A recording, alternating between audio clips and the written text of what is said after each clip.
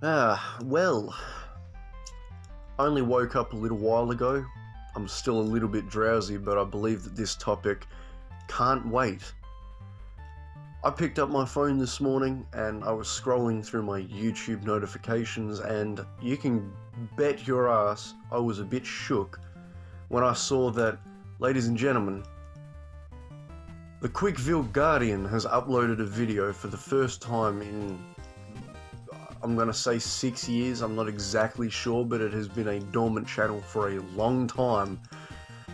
And today, I'm not exactly sure what the date is today, but it is at some point in late 2023, Chris returns to YouTube, the platform that not only made him synonymous with internet culture, but also changed internet culture as a whole.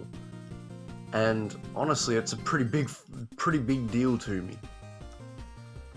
I'm not exactly sure how to put into words how I felt when I saw this notification and then watched the video, because in a lot of ways the video itself isn't really what I'm interested in.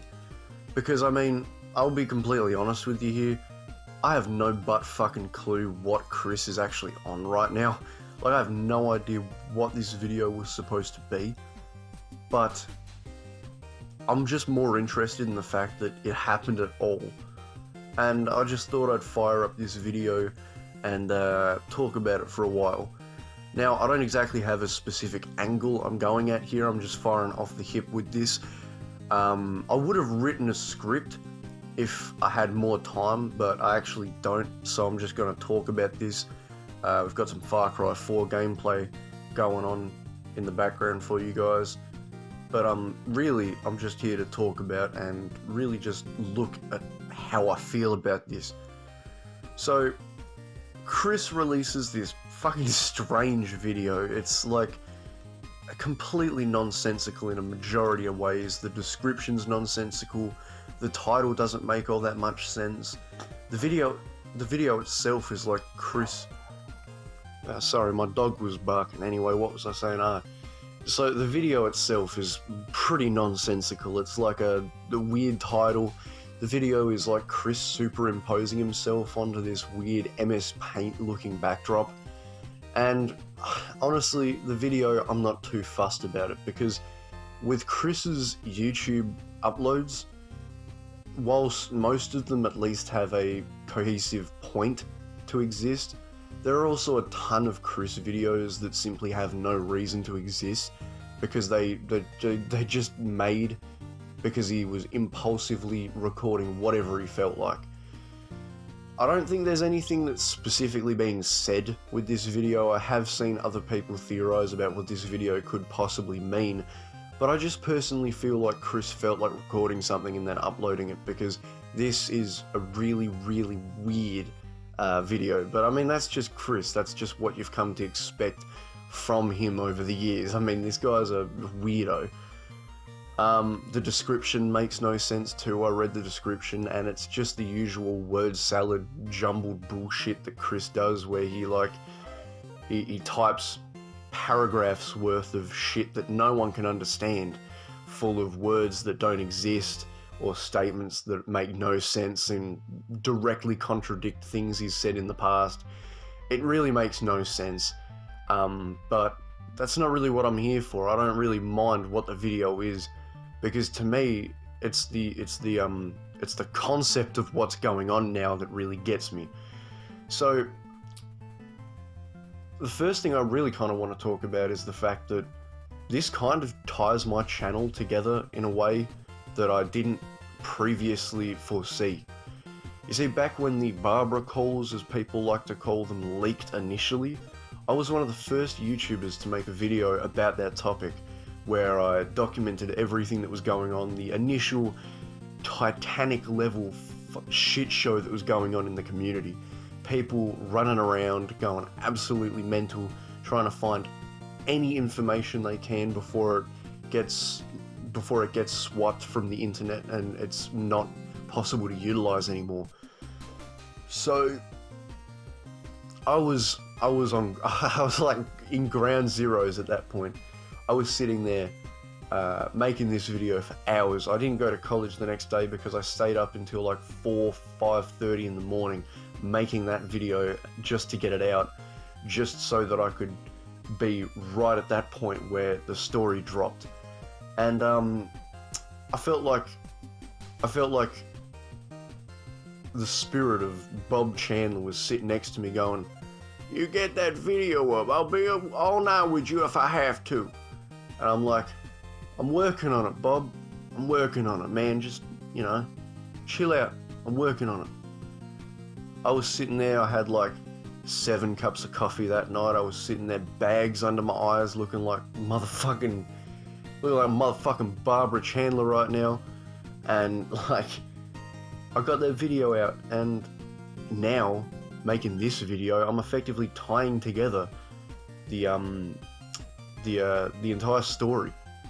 That first video I made all those years back, I thought that was going to be the last major video I'd ever make about Chris Chan. It was one of the first and probably one of the last. But now I'm making it. Honestly, these last few years have been so mental that you tend to forget how brief of a period it really has been in context. It feels like it's been ages because these last few years haven't been too great, but now you look back on it in retrospect, it actually hasn't been all that long.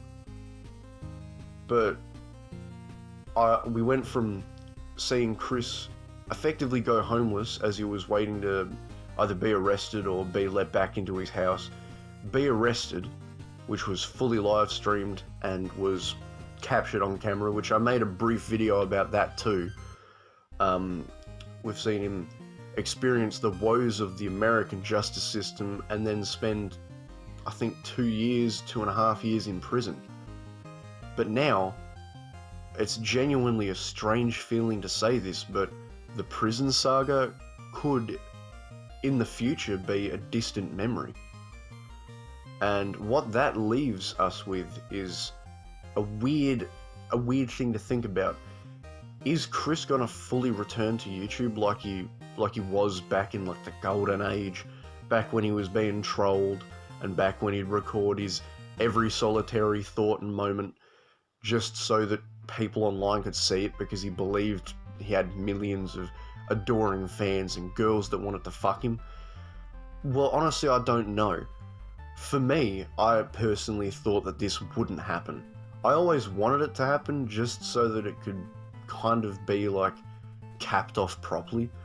If Chris had been released from prison and then never uploaded anything to the internet or YouTube again, then it would kind of feel like the saga would be left in purgatory. It would be sitting there, there wouldn't be a real distinct, definite ending. But now that this has been uploaded, you can effectively say the prison saga is pretty much over, and we are moving on to whatever situation is going on next. Now, I have seen the theories and people's ideas that he's got a girlfriend now, and honestly, I personally don't believe that. I just think that I need a little bit more proof of what's going on in that specific situation than Chris being pictured with different girls. Because in a lot of cases, people have pictures taken with different people all the time. Like, there's that classic Chris Chan picture where has his picture taken next to like a Korean businessman, and I have no idea what the context behind that picture is, but just because he was pictured with a Korean guy doesn't mean he's fucking Asian, doesn't? So I'm not exactly sure what's going on with that situation, but it also doesn't really interest me at the moment. So yeah, the video was weird. I'm not exactly sure what the future of Chris's online persona really has, because it's so early to say. Just like when he was fresh out of prison, people didn't know what was going on and they didn't know what the future held. And at this point, that's how I feel about this situation. This video probably didn't make all that much sense, but I felt like making it because it's a topic that I'm passionate about and it kind of does work.